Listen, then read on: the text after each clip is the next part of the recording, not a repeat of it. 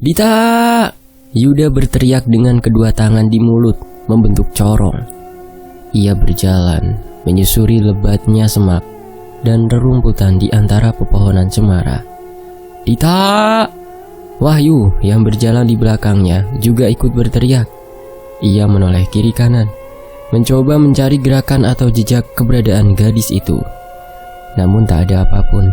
Yang terdengar hanyalah suara derak ranting patah terinjak dan suara teriakan mereka yang memanggil nama Dita. Mereka menyusuri sekitar jalan setapak menuju jalur utama pendakian lereng. Wahyu terus saja berjalan sambil berpegangan pada batang dan cabang di sekitarnya. Masa Dita ngilang gitu aja? Itu dia, si Dita kan gak pernah kegiatan lapangan kayak gini. Yuda menyodorkan rokok kepada Wahyu. Bahaya banget kalau dia di luar sini sendirian. Mungkin dia terluka atau bagaimana. Kamu beneran cari di desa gak ada? Yuda menggeleng sambil terus berjalan. Asap putih mengepul membentuk jejak panjang di belakang. "Dita!" Yuda berteriak, mencoba memanggil sekali lagi. Kira-kira dia di mana ya? Gumam Wahyu, mencoba menerka. Kalaupun dia keluar desa, untuk apa? Keduanya terus saja berjalan, melintasi medan yang agak menurun, berharap mereka bisa menemukan Dita secepatnya. Sementara itu, Joko dan Setio berjalan menuju area perbukitan di belakang lapangan setra. Mereka berjalan menuju areal perburuan warga desa. Kontur tanah yang menanjak membuat Joko sedikit terengah dan harus sedikit ekstra mengeluarkan tenaga. Sementara Setio nampak dengan mudah melompat dan mendaki patahan tanah berbatu tanpa kendala. "Pelan-pelan yuk," keluh Joko. Setio menoleh ke belakang dan tertawa melihat Joko. "Lah piye mas, ini aku sudah pelan banget loh." Untung kali ini ndak bawa ransel gede. Joko meraih akar tanaman yang mencuat dan menarik dirinya naik. Sejenak ia terengah, mengambil nafas. "Ini mas." Setio menyodorkan sebuah patahan panjang kayu cemara dengan diameter seukuran genggaman tangan. Dia sendiri memegang satu. "Oh makasih." Joko tersenyum. Patahan dahan ini bisa ia gunakan sebagai trekking pole alami. Ia pun berjalan mendaki sambil menyandarkan sebagian beban pada batangan kayu itu. "Kamu tahu aja orang tua ini butuh ginian." "Bukan buat itu mas." Setio berjalan sambil kedua tangannya mantap menggenggam kayu. "Lah, kan sudah aku bilang mas, warga desa berburu kidang di sini." Setio berjalan santai, namun nampak waspada. "Lah, iya terus? Di mana ada kidang, di situ biasanya juga ada macan." Setio masih saja berjalan mendaki seolah tanpa beban. Ini adalah wilayah mereka. "Hah? Masih ada macan di sini?" Tubuh Joko seketika menegam. Yang ia tahu macan Jawa sudah punah sejak tahun 70-an. Ia mengedar pandangan ke sana kemari, mencoba menajamkan semua indera. "Bukannya kalian sering berburu di sini? Kami hanya berburu seperlunya mas." Setio mengulurkan tangannya, membantu Joko mendaki. "Kami tidak boleh memburu kidang terlalu banyak, atau para macan akan kehabisan hewan buruan. Salah-salah malah mereka turun ke desa. Bisa gawat kalau Mbak ditanya ser kesini." Joko menyelan ludah. Ia kembali teringat tentang kobra di dekat danau saat mereka tiba pertama di sini. Memang benar, alam liar itu berbahaya. Makanya itu, Setio menggenggam mantap kayunya. "Kamu harus waspada dengan sekitar." Joko dan Setio terus saja berjalan, semakin mendekati puncak perbukitan. "Lebih baik kita kembali," ucap Joko. "Lah kenapa mas?" "Rasanya kita tidak akan menemukan gadis itu di sekitar sini. Aku tidak yakin dia berani berjalan menyusuri tempat ini sendirian," jawabnya. Joko memandang ke arah bawah, di mana terlihat desa dan Ranu yang dikelilingi hamparan hutan. Lebih logis kalau dia nyari di hutan bawah. Joko menuju ke arah hutan dengan kayu di tangannya. Setio mengangguk. "Baiklah, kalau itu maumu. Lagi pula aku tidak melihat jejak apapun dari gadis itu." Joko melirik jam di tangannya. Masih baru jam 2, tapi tak apalah, kita kembali sekarang. Setio dan Joko pun berbalik, menuruni punggung bukit berbatu.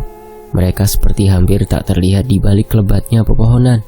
Joko berjalan sedikit meringis, menahan badannya karena kontur yang menurun tajam. Ia benar-benar memanfaatkan tongkat kayunya untuk berjalan. Beberapa lamanya mereka berdua tak bicara. Joko baru saja menjejakkan kakinya melewati sebuah batu besar ketika serak, sebuah suara terdengar tak jauh dari mereka. Suara sesuatu yang melangkah dan menginjak ranting dan dedaunan kering. Joko seketika mematung, dengan tangan menggenggam erat tongkatnya. Ia berbisik pada Setio yang berada di belakangnya. Macan? Setio menggeleng. Kalau itu macan, kita sudah mati dari tadi. Macan tidak membuat suara saat mendekati buruannya. Suara langkah kaki itu terdengar lagi, semakin dekat. Mbak Dita? Joko mencoba memanggil, memastikan apa atau siapa yang mendekat. Matanya memicing, menatap lekat ke arah suara di balik kelebat semak sana. Lalu sesuatu muncul, menyibak daunan. Itu adalah teman-teman Setio yang ikut mencari Dita. Nampaknya mereka tak sengaja mencari pada titik yang sama. Joko mengembus nafas lega, menoleh ke arah Setio.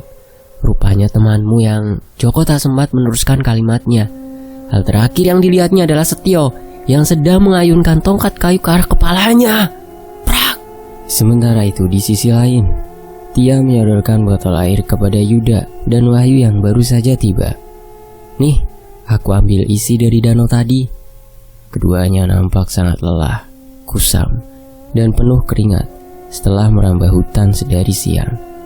Mereka duduk meluruskan kaki di depan lumbung sambil bergantian menenggak air. Yang lain belum balik.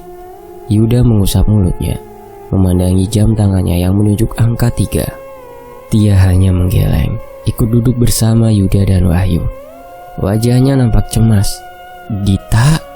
Nggak ketemu. Wahyu menyandarkan badan pada dinding. Kita udah nyari hampir sampai palang bambu, tapi nggak ada jejak apapun. Duh, Dita. Tia memijiti dahinya gemas. Kemana sih kamu, Dit? Kita tunggu aja 2 tim lainnya balik. Yuda mengatur nafasnya yang masih terengah. Semoga mereka bawa kabar baik. Semoga saja, ulang Tia. Beberapa lama kemudian, teman-teman Setio nampak berjalan dari arah lapangan, keluar dari lebatnya hutan di sekitar.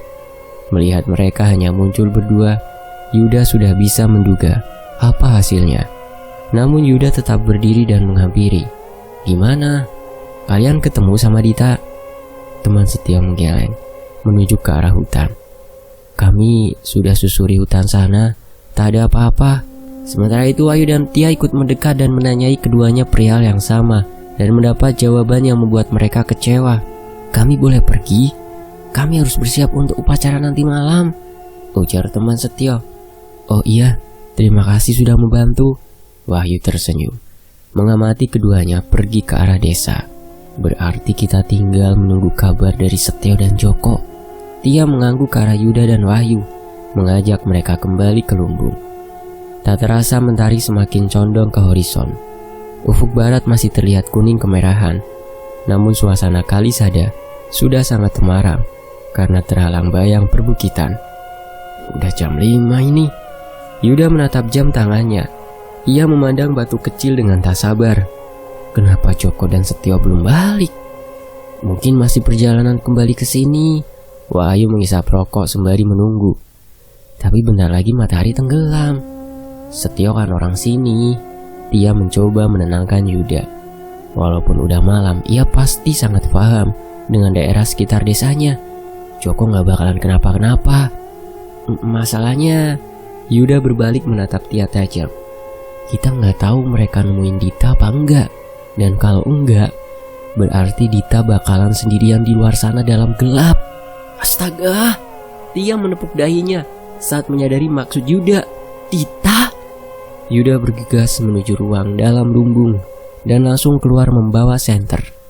Ia berjalan cepat ke arah bukit di belakang lapangan.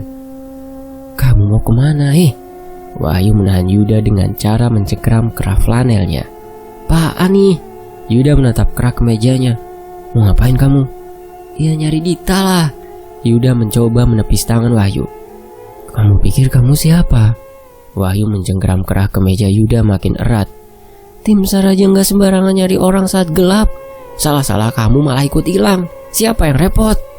Terus menurutmu kita harus ngapain? Nada Yuda mulai meninggi. Diam aja. Nggak gitu juga goblok. Wahyu ikut meninggi. Terus apa cok? Sudah kalian. Tia berseru dengan suara bergetar. Yuda dan Wahyu seketika terdiam melihat Tia. Lepasin Yuda yuk. Tia meraih tangan Wahyu dan menyingkirkannya. Ia lalu menatap mata Yuda. Kali ini aku setuju sama Wahyu. Kamu jangan bertindak ceroboh di tempat ini. Tapi Dita. Kamu pikir cuma kamu yang khawatir sama Dita?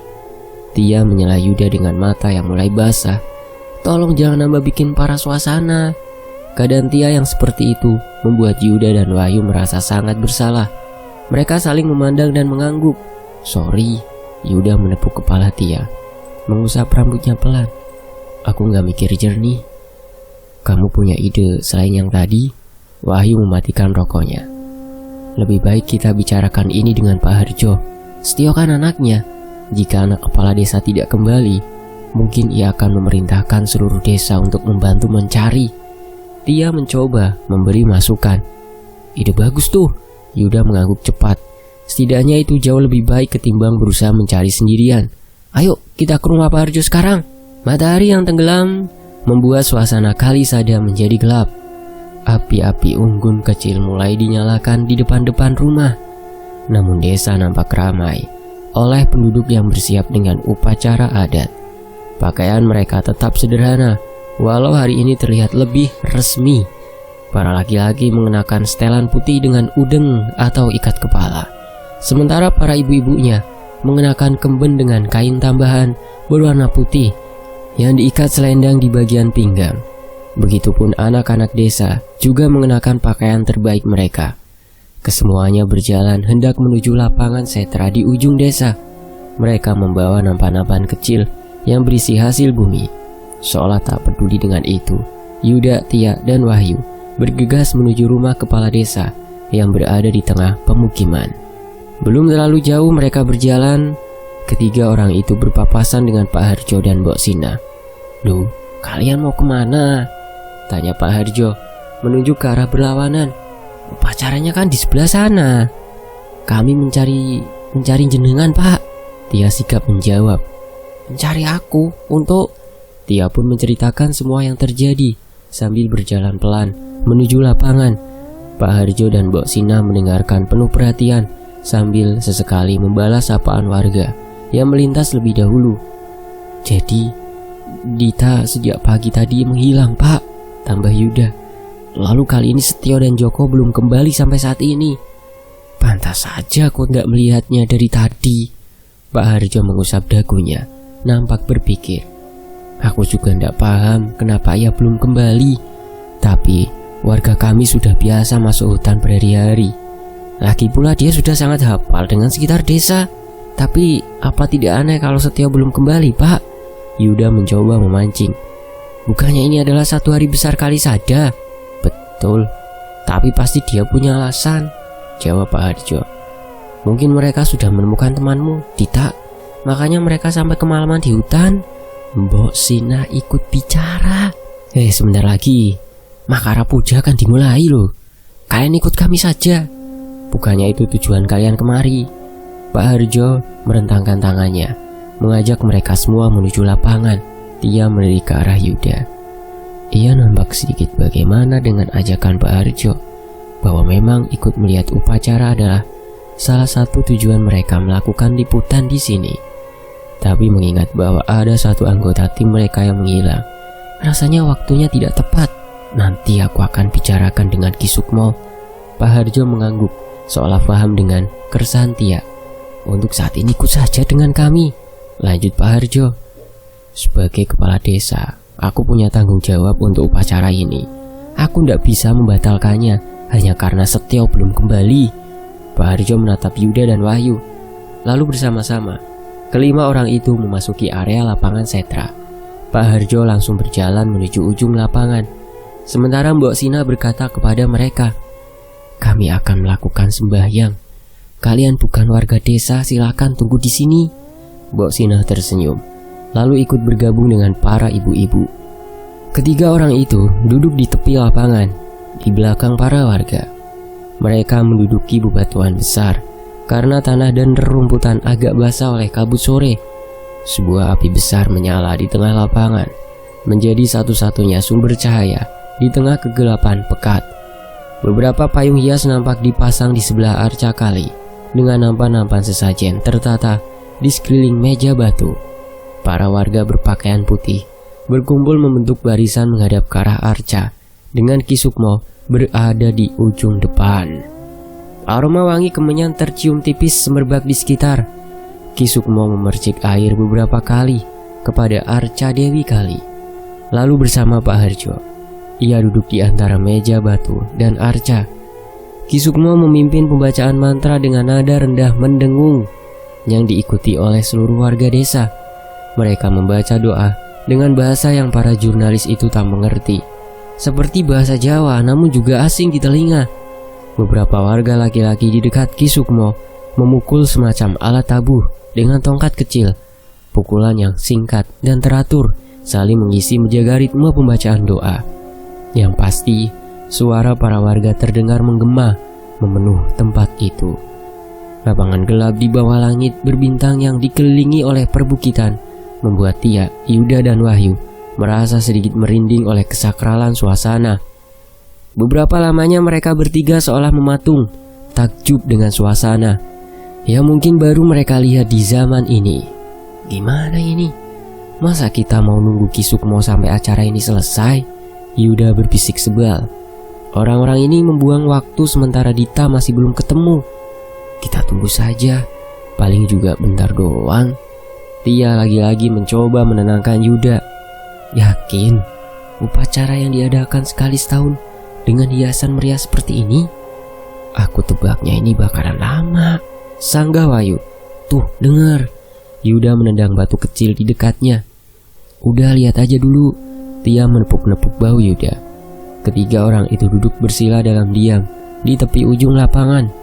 Udara yang basah membuat mereka sedikit merapatkan lengan karena dingin.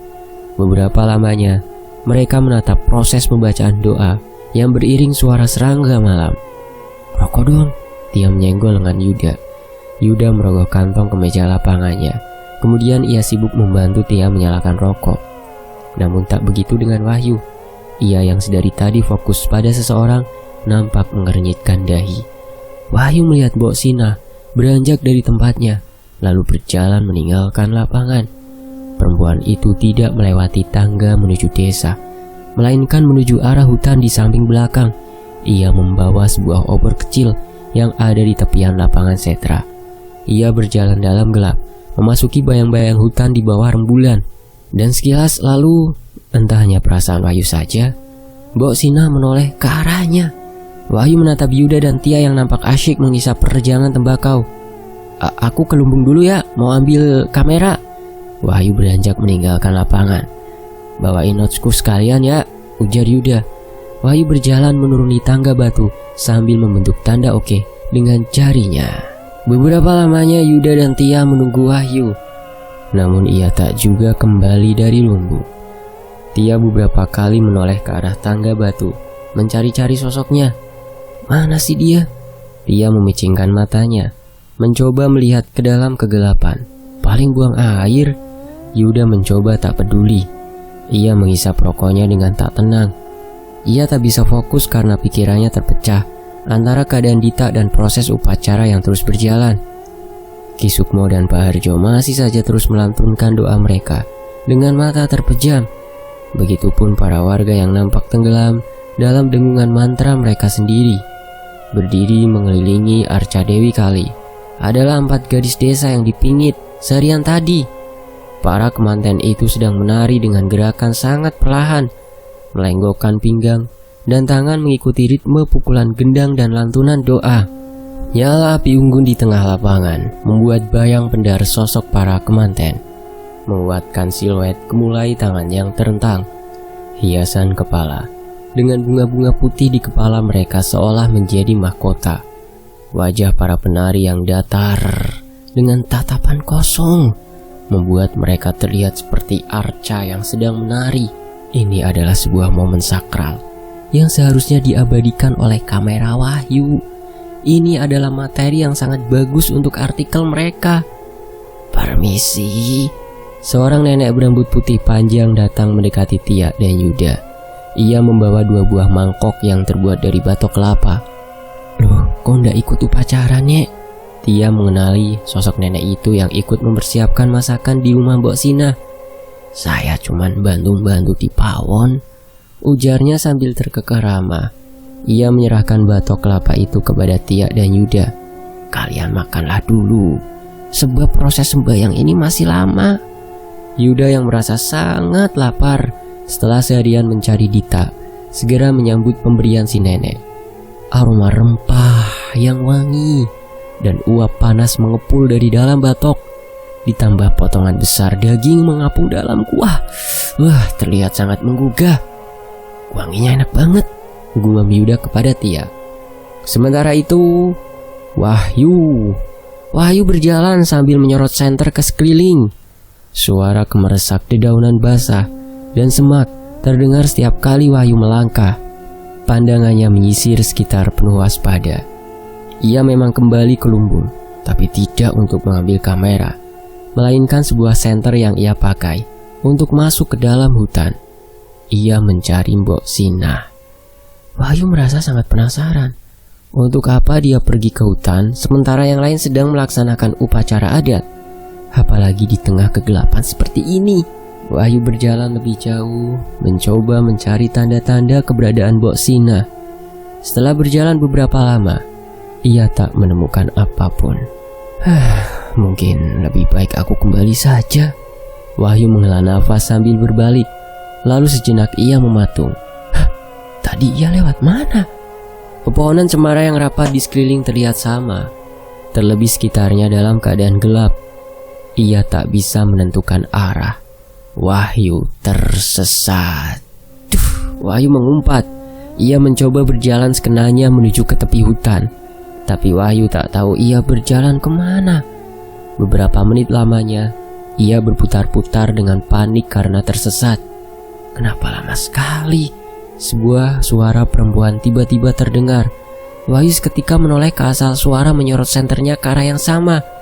Mbok Sina berdiri di dekat sebuah pohon, menatapnya lekat. Obor di tangannya telah padam. Jika saja Wahyu tak mengenalnya, ia pasti sudah berlarian karena takut. Sebab Mbok Sina terlihat begitu cantik, sendirian dalam hutan gelap yang tentu saja sangat tidak wajar. Kamu mencariku kan? Tanya Mbok Sina dengan mulut yang bergerak-gerak. Sepertinya ia mengunyah sesuatu. Kenapa lama sekali? Aku Wahyu tergagap hendak menjawab. Aku menunggumu lama sekali. Mbok Sina melangkahkan kakinya yang tanpa alas. Ia menapaki lantai hutan tanpa suara. Menungguku? Maksudmu? Mbok Sina mengangguk, tersenyum menatap lekat wajah Wahyu. Ia berhenti tepat di depan fotografer yang mematung tak berkutik. Matikan benda bercahaya itu. Mbok Sina menuju ke senter di tangan Wahyu, yang tanpa membuang waktu segera menuruti permintaan Mbok Sina. Seketika keadaan di sekeliling mereka menjadi gelap gulita. Wahyu membutuhkan waktu beberapa lama untuk beradaptasi dengan sekelilingnya. Ternyata bulan bersinar cerah sekali, membuatnya bisa melihat dalam keadaan samar, bahkan di tengah hutan cemara ini. Aku tahu, sejak pertama kali bertemu kemarin, Mbok Sina berujar dengan suara lirih, terdengar begitu lembut. Aku bisa merasakan tatapanmu kepadaku. Wahyu menelan ludah. Entah kenapa ia seolah tak bisa bergerak, membeku di hadapan ibu kepala desa ini. Seolah ada semacam pesona yang menghipnotisnya. Tatapanmu tajam seperti hewan buas. Mbok Sina membuka simpul ikatan selendang di pinggangnya dan mengalungkannya di leher Wahyu. Kemudian ia melepas kain penutup bahunya, membiarkannya melorot jatuh ke lantai hutan. Mbok. Wahyu menahan nafas melihat lekuk lembut leher dan bau Mbok Sina yang terpapar sinar rembulan. Wahyu merinding, mendesis menahan seluruh tubuhnya. Aku tak bisa diam saja merasakan tatapan tajam sepertimu. Mbok Sina tersenyum melihat reaksi Wahyu. Ia merapatkan tubuhnya dalam dekapan laki-laki itu. Dan apa-apaan ini? Mimpikah ia? Jantung Wahyu berdebar tak karuan. Ia seolah tak bisa mempercayai apa yang sedang terjadi. Mbok Sina memasrahkan diri kepadanya. Lalu Mbok Sina mendorong sesuatu menggunakan lidahnya ke dalam mulut Wahyu. Entah apa itu, terasa sedikit pahit. Wahyu sedikit melenguh keenakan. Terlihat sekali ia sangat menikmati sajian malam itu. Sementara itu di sisi lain, Tia meletakkan mangkok batok kelapanya di sebelah. Dengan isi yang masih tersisa banyak, ia hanya menyentuh sebagian dari makanannya. Entah kenapa ia merasa tak begitu lapar saat ini. Entah kenapa juga tiba-tiba saja suasana lapangan Setra berubah menjadi terang benderang. Api yang menyala di tengah lapangan berkobar begitu tinggi hingga menyentuh langit. Sosok-sosok warga berpakaian putih terlihat seperti bebatuan besar yang mengitari tiang api. Sementara para penari itu terlihat seperti para dewi yang memiliki 6 pasang tangan. Di tengah mereka, Arca Dewi kali itu bergerak-gerak melenggok bersama para kemanten. Sekelilingnya terasa mulai berputar. Tia memejamkan matanya, berpegangan pada kedua lutut. Ia menoleh ke arah Yuda di sampingnya. Yuda terlihat tengah tersenyum lebar sambil terkulai bersandar pada batu tempatnya duduk. Kamu kenapa Tia mengernyitkan alis. Ia beranjak dari tempatnya, lalu ikut duduk di sebelah Yuda. Ini kita kenapa ya? Tia terkejut, samar-samar melihat si nenek berambut panjang mendekati mereka. Sementara itu, Tia mengerang merasakan kepalanya yang sedikit pening. Ia mendapati dirinya telungkup di rerumputan basah di sebelah Yuda yang juga terbaring. Ia merasa sedikit bingung, disorientasi dengan apa yang baru saja terjadi. Ia dan Yuda tergeletak di samping lapangan, di dekat tepian hutan. Sepertinya mereka diseret begitu saja dari tempat mereka tadi.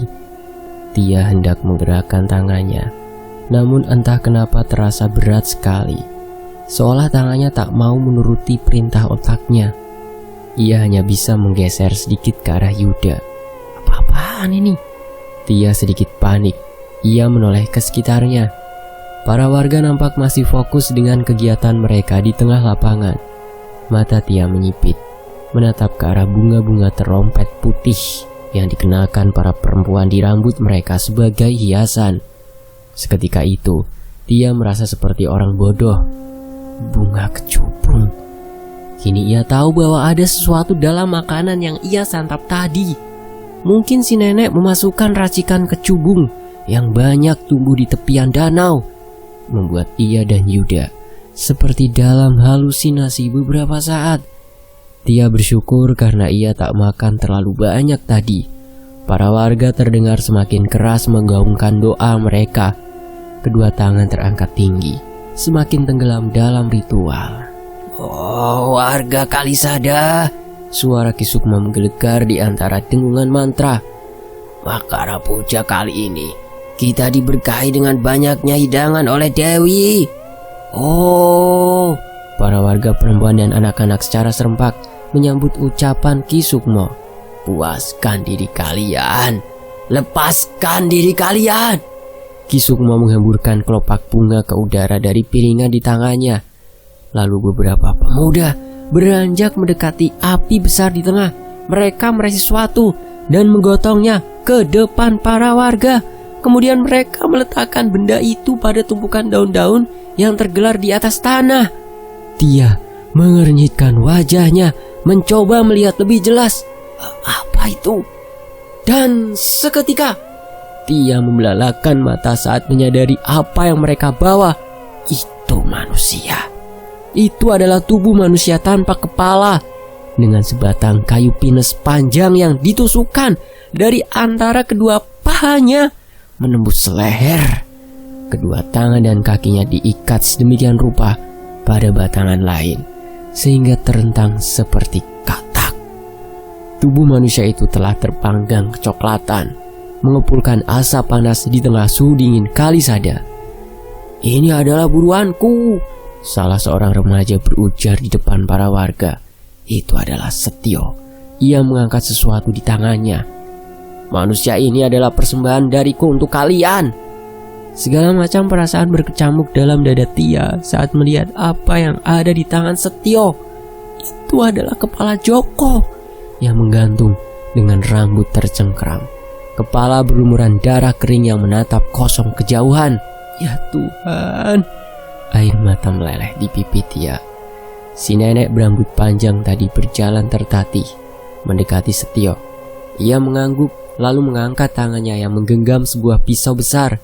Ia lalu mengiris sebagian daging lengan Joko. 4 gadis kemanten berjalan mendekat, membawa beberapa piring tanah liat. Si nenek meletakkan irisan daging itu di piring-piring yang mereka bawa. Bersama para kemanten, Setio berjalan menuju Ki Sukmo yang duduk di dekat meja batu. Setio meletakkan kepala Joko di depan sang tetua adat, sementara Pak Harjo nampak bangga dan haru menatap Setio, sang calon penerus. Ki Sukmo menarik sebuah parang kecil dari ikatan pinggangnya sambil melantunkan mantra. Ia mengayunkan parang itu ke batok kepala Joko. Crak! Ia memutar kepala Joko, membuat bacokan di beberapa sisi. Lalu dengan santai, ia menjambak rambut Joko dan menarik sebagian batok kepala itu lepas, menyisakan lubang besar menganga di hadapannya. Ki Sukmo menusuk-nusukkan parangnya ke dalam, menghancurkan isinya menjadi seperti bubur. Ia memegangi kepala Joko dengan kedua tangannya.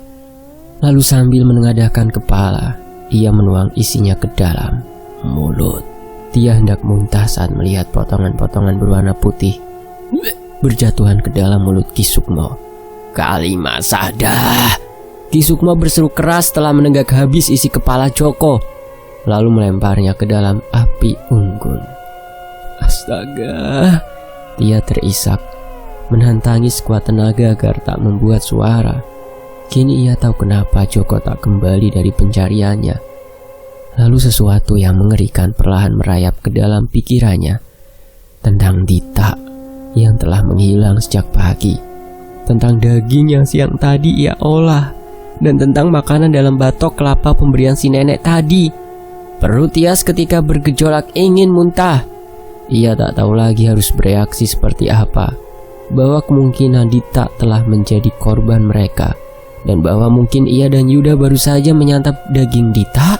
Yang pasti, Tia tahu bahwa ia harus pergi dari sini sekarang juga. Yuda, Tia berbisik keras ke arah Yuda. "Yud, ayo pergi." Iya, aku tahu, Ti." Yuda juga rupanya telah tersadar. Namun karena ia menghabiskan cukup banyak, ia masih terpengaruh efek ramuannya. Tia menggerakkan tangannya, mencengkeram rerumputan. Ia menarik badannya merayap mendekati Yuda. Ia tak ingin para warga di depan sana tahu bahwa mereka telah sadar. "Orang-orang ini gila," Tia berbisik di dekat telinga Yuda. "Kita harus pergi." Yuda melirik ke arah Tia. "Aku gak bisa gerak, Ti." Tia melirik ke arah para warga di tengah lapangan. Mereka sedang membacoki tubuh Joko, memotong-motong hidangan utama menjadi beberapa bagian kecil.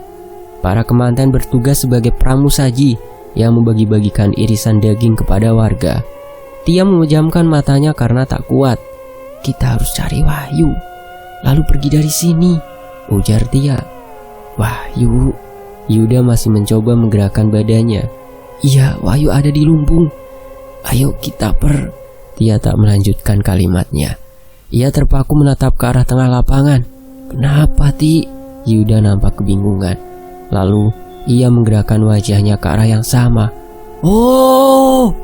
Para warga berteriak-teriak sambil mengangkat tangan saat 2 orang berjalan dari tepi lapangan. 2 orang itu tengah menyeret seseorang berbadan besar menuju meja batu. Itu adalah Wahyu. Sementara itu, di sisi lain, kupikir tahun ini akan sama seperti Makara Puja sebelumnya. Cuma ada 1 orang sesajen untuk upacara kita." Ki Sukmo terkekeh sambil mengunyah rebusan jagung. Di hadapannya tersaji beberapa piring irisan daging Joko dan sayuran hasil panen warga. Dan ternyata malah ada beberapa orang yang ingin melihat Makara Puja. Pak Harjo mengunyah sesuap nasi, hasil menanak beras pemberian para jurnalis saat tiba di Kalisada. Ya sudah, kenapa tidak? Betul kan Ki Sukmo? Ki Sukmo menatap Wahyu yang sedang dibaringkan di atas meja batu. Lihatlah, itu buruan istrimu. Sementara itu di sisi lain, sebenarnya ini ada apa? Wahyu memandangi sekitarnya yang nampak benderang. Ia terkulai lemas, mengamati kobaran api besar tak jauh dari dirinya. Mbok Sina berjalan mendekat dengan sebuah senyum cantik. Ia bersimpuh di sebelah Wahyu, membelai kepala dan pipinya.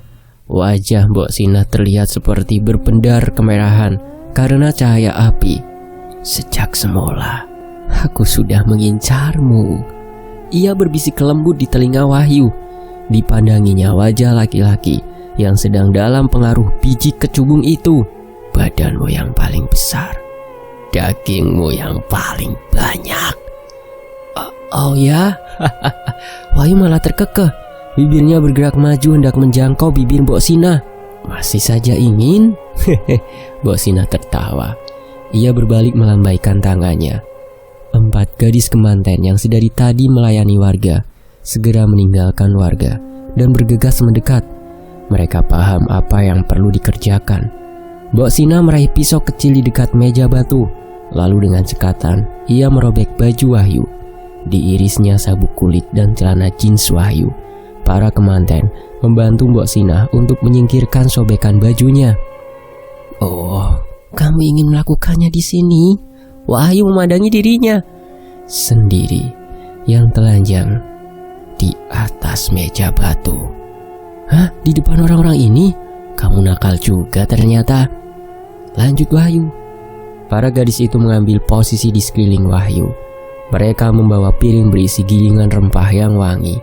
Mbok Sina memegangi pisau dengan kedua tangan, lalu membuat goresan-goresan tipis di beberapa bagian tubuh Wahyu. Oh, kamu sukanya yang seperti ini? Wahyu masih terkekeh tak merasakan sakit. Tak boleh terlalu dalam, agar darahnya tak keluar banyak, gumam Mbok Sina tersenyum kepada Wahyu. Para gadis kemanten segera membalurkan rempah-rempah itu ke seluruh tubuh Wahyu. Mereka membelai dan memijit rempah itu merata, terutama pada goresan-goresan yang dibuat Mbok Sina. Enak kan? Mbok Sina mengusap dahi Wahyu yang menggeliat merasakan tangan-tangan lembut para bidadari di sekujur tubuhnya. Lalu Mbok Sina menahan dahi Wahyu, membuatnya sedikit mendongak. Dengan sangat perlahan, Mbok Sina menggoreskan pisaunya di leher Wahyu. Ia menggerakkan tangannya maju mundur, mengiriskan pisaunya lebih dalam. Wahyu sedikit menegang, merasakan goresan bilah besi di kerongkongannya. Oh! Wahyu terbatu karena jalan tenggorokannya terbanjiri darah, membuatnya kesulitan menarik nafas. Darah kental bermunceratan dari mulut dan hidungnya. Mbok Sina segera melahap leher Wahyu. Perempuan cantik itu menghisap dan meminum darahnya dengan tegukan-tegukan besar. Wahyu tersenyum merasakan lidah dan bibir Mbok Sina di lehernya. Geli. Cuy. Mbok Sina berdiri meludah sambil mengusap sisa darah dari mulutnya. Darah orang ini tidak enak. Terlalu banyak main dengan perempuan. Mbok Sina mengulurkan tangannya ke arah para kemanten. Lalu seolah mengerti, salah satu dari mereka menyerahkan sebuah parang besar kepada Mbok Sina. Wahyu yang dalam keadaan tinggi memandangi parang di tangan Mbok Sina sambil terbatuk-batuk. Mbok Sina mengangkat tangannya ke udara, lalu dengan gerakan cepat ia menebas leher Wahyu. Parang itu menancap dan tertahan oleh tulang lehernya. Mbok Sina menarik lepas parangnya, lalu mengayunkannya lagi, dan lagi. Oh! Para warga berteriak melihat kepala Wahyu menggelinding beberapa meter dari meja batu. Sementara itu di sisi lain, Yud, ayo pergi. Tia menangis melihat badan Wahyu kelojotan tanpa kepala. Darah menyembur kencang dari potongan leher, menyirami Mbok Sina yang berdiri di sebelahnya. Iya, Tapi badanku lemes banget ini. Yuda mencoba menggerakkan badannya, tapi ia hanya bisa menggeser lengan beberapa senti. Duh, gimana ini? Tia menarik nafas panjang, mencoba menenangkan diri. Ini benar-benar edan. Saat ini para warga masih mengira Tia dan Yuda tak sadarkan diri, terbaring di ujung lapangan. Namun berapa lama sebelum giliran mereka tiba, Tia merasa sangat panik, juga sebal melihat Yuda yang tak kunjung membaik. Tanpa sadar ia mencubit lengan Yuda karena emosi. Ngapain sih? Yuda bergumam. Enggak sakit tuh. Sejenak Tia berpikir sesuatu. Ada beberapa titik di mana syaraf manusia bisa merasakan dengan sangat peka. Di mana titik syaraf itu? Ya, Tia menarik dan menggeser badannya. Ia merayap ke atas dada Yuda, tetap serendah mungkin agar tidak ketahuan para warga. Tik, kamu ngapain sih, Tik? Yuda sedikit bingung. Tia berhenti tepat di depan wajah Yuda. Keduanya saling menatap lekat, merasakan hembusan nafas di wajah masing-masing. Sorry, ini demi kesadaran kamu, Yud, ujar Tia singkat. Lalu ia melumat bibir bawah Yuda dan menggigitnya. Tujuannya mengincar saraf tersebut. Beberapa lamanya Tia melakukan itu, namun tak ada reaksi. Lalu perlahan Tia mengatupkan giginya kuat, sangat kuat. Tangan Yuda menepuk-nepuk lengan Tia, menandakan bahwa ia bisa merasakan sakit. Udah bisa gerak sekarang kan, Yud? Tia pun melepas gigitannya, menatap wajah Yuda yang meringis kesakitan. Sebenarnya udah dari tadi, Ti, tapi aku biarin aja biar agak lama. Yuda menyentuh bibirnya yang sedikit berdarah. Masih sempat ya kamu? Aku tuh niat begini supaya kamu sadar. Tia mendengus sebal, beranjak dari tubuh Yuda. Yuda segera membalik badannya, merayap merendahkan diri agar sejajar dengan rerumputan. Ayo pergi. Sementara itu, Mbok Sinah berdiri sambil melipat lengan, menatap dingin ke arah tubuh Wahyu yang terbalur rempah. Beberapa laki-laki nampak mengikat kedua tangan dan kaki mayat itu, merentangkannya. Lalu beberapa lainnya berjalan mendekat sambil menggotong kayu pinus panjang yang sudah ditajamkan di bagian ujungnya. Mbok Sinah menoleh ke arah Ki Sukmo yang sedang menenggak isi kepala Wahyu, lalu ke arah suaminya. Pak Harjo mengangguk. Lakukan, perintah Mbok Sinah. Lalu bersama-sama para lelaki itu menusukkan batangan kayu itu ke dalam dubur Wahyu. Terus, pegangi. Setio di belakang memukul-mukul bagian pangkal kayu agar batang kayu itu menancap semakin dalam, pelan namun pasti. Ujung tajam kayu itu muncul di bagian leher. Si nenek berambut panjang segera menghujamkan pisau dan merobek perut Wahyu. Dengan cekatan ia menguras isi perutnya, mengiris dan menarik lepas organ-organ dalam laki-laki itu. Si nenek memasukkan semuanya ke dalam sebuah kuali besar di atas api, sementara para laki-lakinya menata mayat Wahyu di dekat api unggun besar. Beberapa anak-anak desa berjongkok di dekat sana, memperhatikan dengan wajah kelaparan. Mbok Sinah tersenyum. Makara puja kali ini benar-benar meriah dan penuh hidangan utama. Ia lalu menoleh ke arah ujung lapangan yang gelap, di mana masih tersisa seorang laki-laki lagi untuk hidangan mereka dan seorang perempuan untuk menjadi pengantin. Sambil menunggu mayat ini matang, ia bisa mempersiapkan yang lain. Bawa sisanya ke sini, seru Mbok Sinah. Beberapa warga segera beranjak, lalu menuju ujung tepi lapangan. Namun betapa terkejutnya mereka mendapati bahwa tempat itu telah kosong. Hilang, 2 orang itu hilang, teriak seorang warga sambil menoleh ke sekeliling. Apa? Mereka kabur, teriak lainnya. Ki Sukmo berdiri dan berujar pada para warga. Cepat kalian kejar mereka. Tak boleh ada yang tahu tentang Makara Puja. Kalian bisa bunuh si laki-laki, tapi aku ingin perempuan itu hidup-hidup, Mbok Sinah menambahkan. Belasan warga laki-laki segera meraih obor di dekat lapangan. Lalu mereka berkumpul di dekat tangga batu. Setio berada paling depan. Ia menatap tajam ke arah tanah yang sedikit basah. Dilihatnya beberapa rumput rebah seperti bekas terinjak. Ia tersenyum sinis. Mencari jejak dan berburu adalah keahliannya. Ayo! Sementara itu di sisi lain. Ayo, Ti! Yuda berseru meraih tangan Tia. Kedua orang itu berlari, menyusuri jalan setapak menjauh dari desa. Setelah mengambil senter di lumbung, mereka bergegas kabur dari situ. "Bentar, aku masih agak pusing." Tia meringis memijit kepalanya. Yuda mengernyit. "Iya juga." Baru beberapa jauh mereka berlari saja. Rasanya energi mereka terkuras habis. Efek ramuan dari kecubung itu masih bersisa di dalam tubuh mereka. "Kalau kamu gak kuat lari, ayo kita jalan. Yang penting gak berhenti." Yuda mengangguk, mencoba mengerti keadaan Tia. Keduanya berjalan di dalam gelap, dipagari pohon-pohon cemara besar. Jalanan di sekitar itu agak licin karena basah oleh kabut dan suhu dingin. Beberapa lama keduanya menembus hutan dalam diam. Lalu tiba-tiba saja Tia terisak. "Kenapa Yuda berbalik memandangi wajah Tia. "Wahyu." Tia mengusap air di pipinya. "Wahyu, kita gak bisa berbuat apa-apa, Ti." Yuda memegangi kedua pipi Tia, mencoba menenangkannya. "Yang penting sekarang kita harus pergi dari sini." "Menurutmu apa Dita juga, Yud?" Tia berjalan sambil berusaha menenangkan diri. "Yud, kita gak bisa apa-apa, Ti," jawab Yuda tanpa menoleh.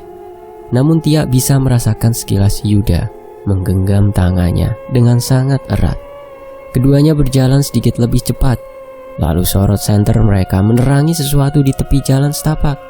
Tia menahan nafasnya, menatap lekat ke arah itu saat ia melintas.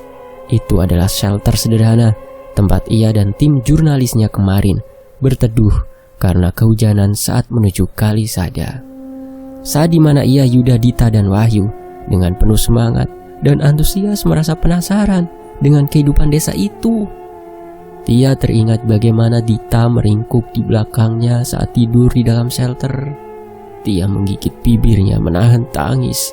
Ia merasa sangat bersalah kepada Dita. Seharusnya ini adalah tugas lapangan pertamanya, tapi malah menjadi seperti ini. "Tunggu." Tiba-tiba saja Yuda berhenti. "Kenapa, Yud?" Yuda menajamkan pendengarannya.